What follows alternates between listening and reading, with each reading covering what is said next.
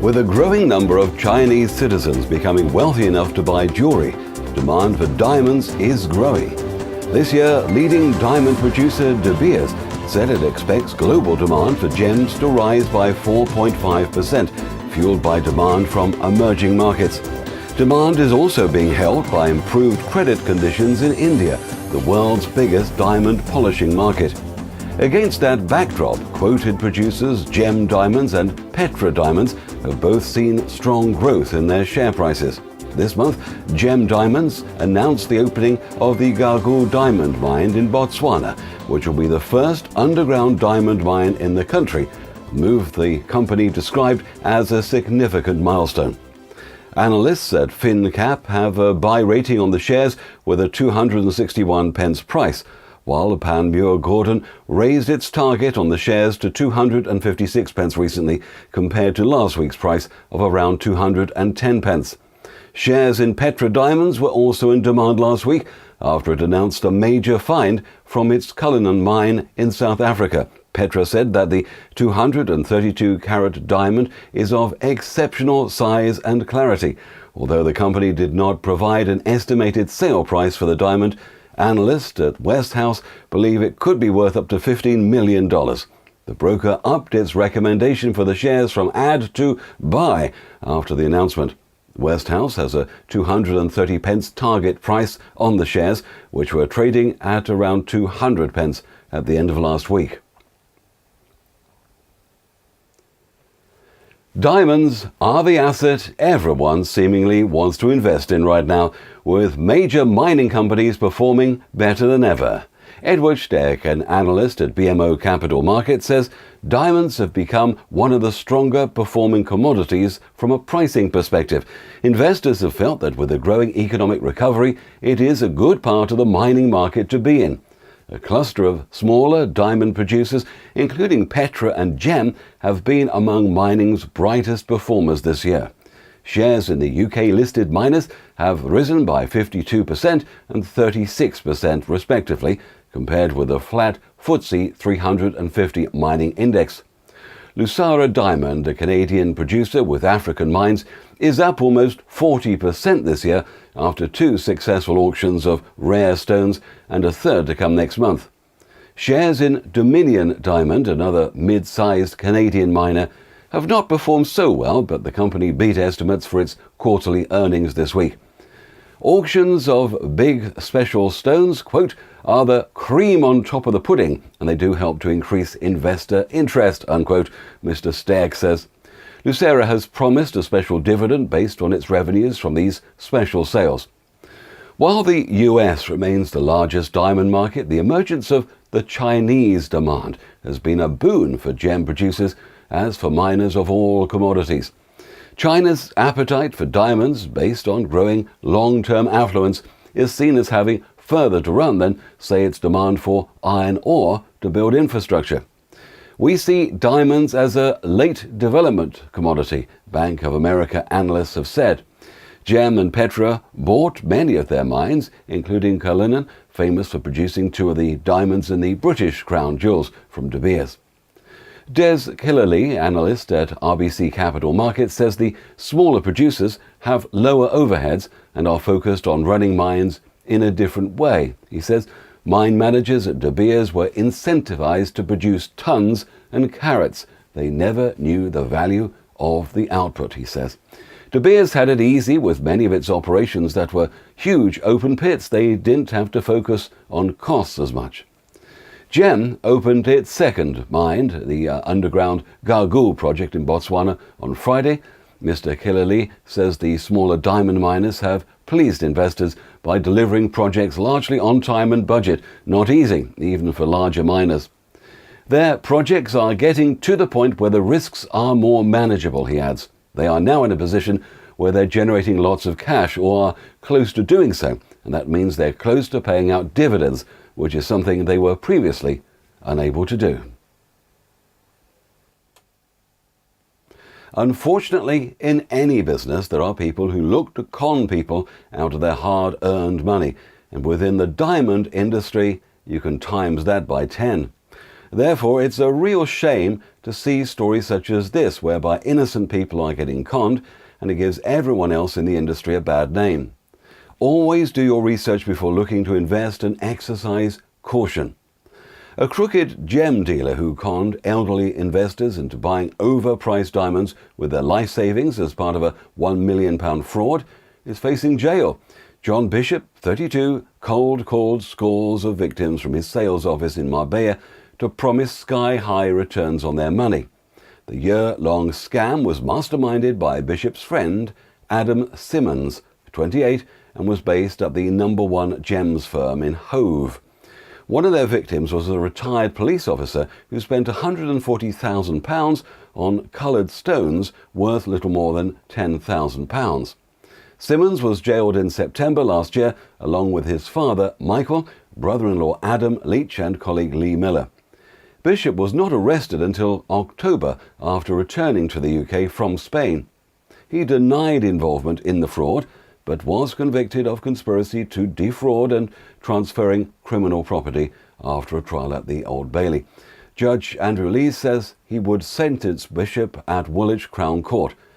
No. 1 Gems was set up in 2011 and conned a total of £1 million from investors until it was raided by police in September 2012. Jurors heard victims of the scam were sent glossy brochures and told HSBC Bank had agreed to buy the entire stock of No. 1 Gems for £15 million. All the gems had been purchased from a diamond catalogue before being given huge markups. Prosecutor David Duros said basically No. 1 Gems were engaged in what is known as a boiler room fraud. It is a specific type of fraud in which individuals are targeted with cold calling and pressured into making purchases of items such as shares, equities or financial instruments, or in this case, diamonds. They marked up the price by 8, 10 or even up to nearly 30 times in order to determine the price they would be sold for. Bishop of Queen's Road Felixstowe denied conspiracy to defraud and fraudulent trading and transferring criminal property. He was cleared of fraudulent trading on the direction of the judge, but was convicted of the other 2 charges. Adam Simmons, who used his £200,000 share of the profits to buy a luxury lifestyle in Marbella, was sentenced to 6 years imprisonment. Michael Simmons, 54, was jailed for 2.5 years. Leach, 30, was jailed for 4 years. And 33-year-old Miller was jailed for 3 years and 4 months. Adam Simmons of Booth Street, Old Swan, Liverpool, Michael Simmons of Lion Hill, Stone Cross, and Leach of Hamilton Close, Eastbourne all denied conspiracy to defraud, money laundering, and also 2 counts of fraudulent trading, and were convicted. If you live in Lincolnshire, you'll be very interested in this because a diamond worth thousands of pounds has fallen from the sky and landed somewhere close to you. The person who finds the £12,000 cushion-cut diamond will be allowed to keep it as part of a publicity stunt launched by London jeweller 777 Diamonds. The diamond was mounted to a steel frame attached to a huge helium balloon and launched into space on Thursday as part of the stunt, with the objective for the balloon to pop when it hits the right atmospheric pressure and parachute back for one lucky person to find. With the help of the UK Civil Aviation Authority, the jeweller has estimated that the package has landed within a 5-mile radius of Lee, Gainsborough. Now, Tobias Comind, co-founder of 77 Diamonds, told The Independent, "We hope someone finds it today and that it's not an artifact that gets discovered by future generations." Rio Tinto, the world's second largest mining company, has launched its latest rare pink diamond auction in Australia. Once again, the company will be showcasing some of the rarest gems the world has to offer, with this year's tender featuring 55 diamonds, including 51 pink and purplish red diamonds and 4 fancy red diamonds. What makes this particular auction special is the amount of red diamonds on offer, particularly when you consider only 13 fancy red diamonds have been included in the annual tender in the last 30 years. Rio Tinto controls the market for pink diamonds from the Argyle mine in Australia. Jean-Marc Lebher, Rio Tinto Diamonds Managing Director, says decades ago no one would have believed that Australia held the secret of diamonds, let alone virtually the world's entire source of rare pink and red diamonds. The pinnacle of the production from Rio Tinto's Argyle mine, the annual pink tender diamonds, are now celebrated internationally as among the rarest and most valuable diamonds in the world. We've seen and continue to see sustained demand and price growth for Argyle pink diamonds. Well, investors have until October the 8th to submit bids for the diamonds, which will be showcased in New York, Sydney, Perth and Hong Kong.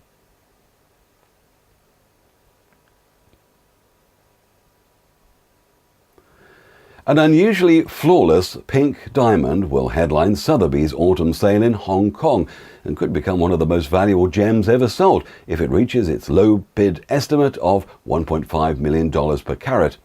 While white diamond prices have steadied in recent years, rising interest in their far rarer coloured cousins has pushed prices towards record levels. It's also tilted the jewellery auction world towards Asia, where growing wealth has produced new buyers for the bigger stones. Sotheby's expects its 8.41 carat pear-shaped, internally flawless, fancy, vivid purple-pink diamond to fetch between $12.8 million and $15.4 million at auction on October the 7th. The top of that range would put it among the top 3 pink stones ever sold at auction on a per-carat basis. Speaking on the market for coloured diamonds, Arnaud Bastien, Regional Director for Graf Diamonds in Asia, said, "Top coloured diamonds are rare, like you cannot imagine. Coloured diamonds' rarity has helped push up prices. Pink ones account for less than 1% of mined stones."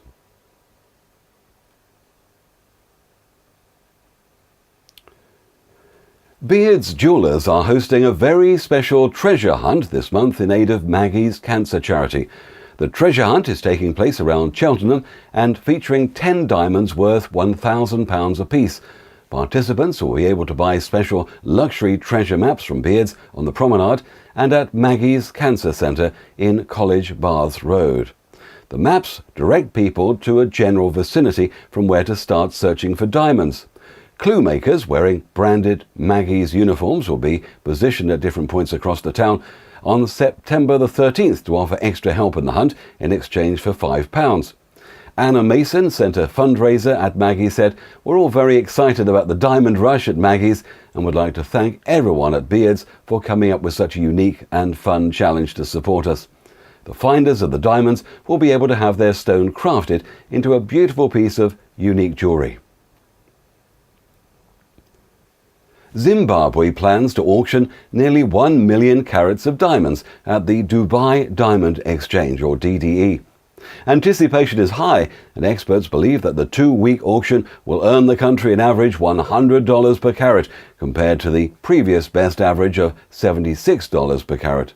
Mubada Diamonds, Anjin Jinan Diamond Mining Corporation, DZT, Osgeo, Morange Resources and Kazina submitted diamonds totaling 960,000 carats.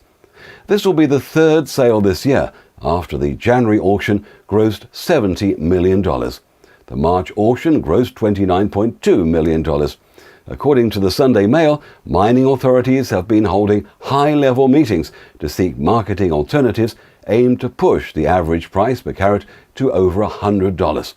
The sale comes at a time Harare is seeking to reap maximum benefits from its minerals, which are central to financing the Zimbabwe agenda for sustainable socio-economic transformation. The DDE auction in the United Arab Emirates is tipped to attract a record number of buyers, as interest in diamonds from Zimbabwe continues to grow in the face of declining global output.